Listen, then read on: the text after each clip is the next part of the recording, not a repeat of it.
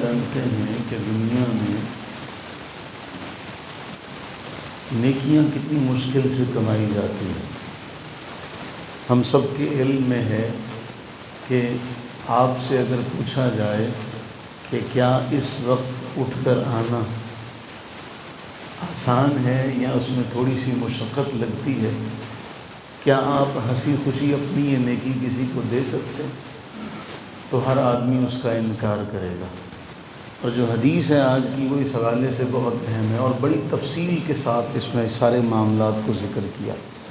حضرت ابو ہریرہ رضی اللہ تعالیٰ عنہ بیان کرتے ہیں، نبی صلی اللہ علیہ وآلہ وسلم نے ارشاد فرمایا، تدرون من المفلس، تم جانتے ہو مفلس کسے کہتے ہیں، غریب کسے کہتے ہیں؟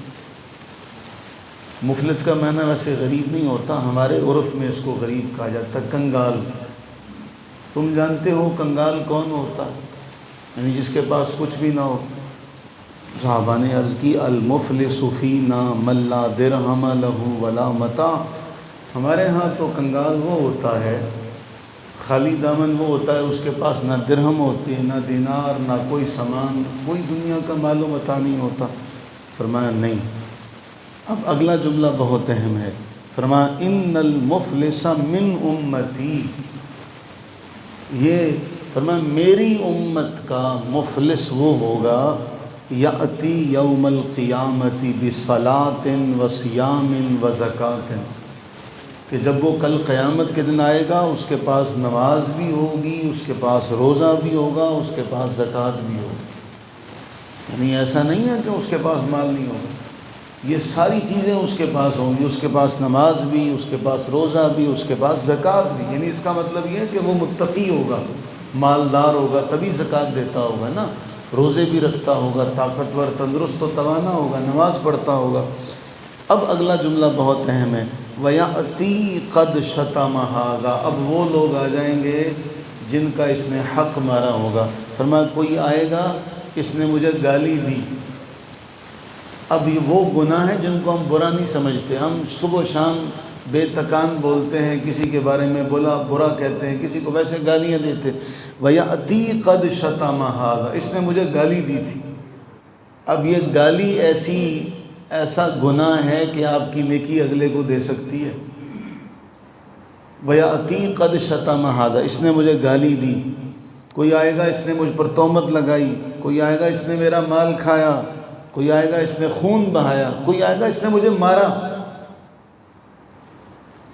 لڑائی جھگڑے اس نے مجھے مارا۔ فَيُقْضَى هَذَا مِنْ حَسَنَاتِهِ وَهَذَا مِنْ حَسَنَاتِهِ، اس کی نیکیوں کا فیصلہ کر دیا جائے گا، کہا جائے گا اس کی نیکیاں اس کو بھی نیکیاں دے دو، جس کو اس نے گالیاں دی تھی اس کو بھی نیکی دے دو، جس کا اس نے حق کھایا اس کو بھی نیکیاں دے دو، یوں نیکیاں دیتے رہیں گے سب کو۔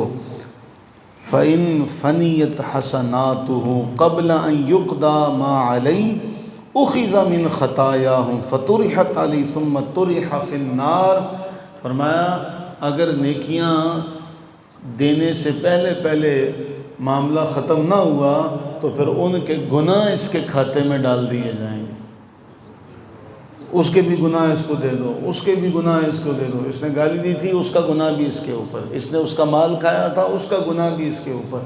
اب ان سب کے گناہ اس کے کاندھوں پر ہوں گے۔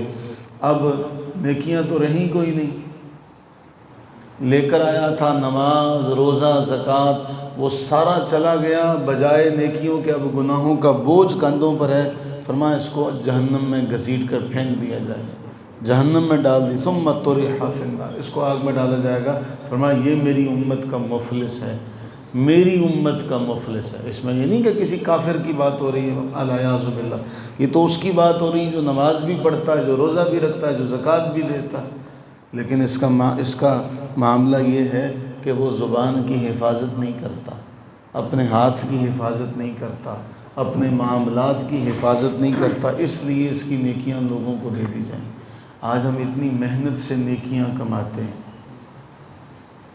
سارے معاملات کو چھوڑ کر اللہ کے گھر آتے ہیں، سارے معاملات کو چھوڑ کے اللہ کی یاد میں وقت نکالتے ہیں، سارے مصروفیات کو چھوڑ کے وقت نکالتے ہیں، یہی نیکیاں میری آپ کی اگر دوسروں کو دے دی جائیں بغیر محنت کے اور بغیر ہمارے گناہ کے گناہ ہمارے کھاتے میں ڈال دیجیے تو واقعی پھر ہم جیسا بد نصیب تو کوئی نہیں ہوگا۔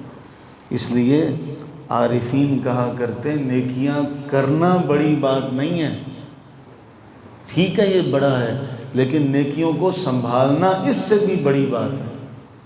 ایک ہے نیکیاں کرنا، بلا شبہ بڑا کام ہے یہ، لیکن نیکیاں کرنے کے بعد نیکیوں کو سنبھالنا، اسی کو کہتے ہیں۔ وہ کہتے ہیں کیوں کہا قرآن نے نماز قائم رکھو؟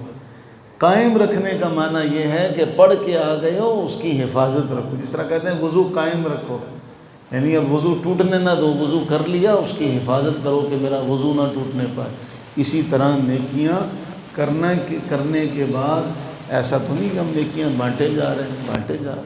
اللہ سے دعا کریں کہ اللہ تعالیٰ اولاً اپنی رحمت کا صدقہ، اس خیر والے وقت کا صدقہ، اس مقدس جگہ کا صدقہ، اللہ ہمیں اولاً نیکیاں کرنے کی توفیق عطا فرمائے، اور ثانیاً اللہ ہمیں ان نیکیوں کی حفاظت کی توفیق عطا فرمائے، ان نیکیوں کو ہماری اس دنیا میں بھی اور اگلے جہان میں بھی نجات کا، بخشش کا، اپنی بارگاہ میں قرب کا ذریعہ بنائے۔ آمین ثم آمین۔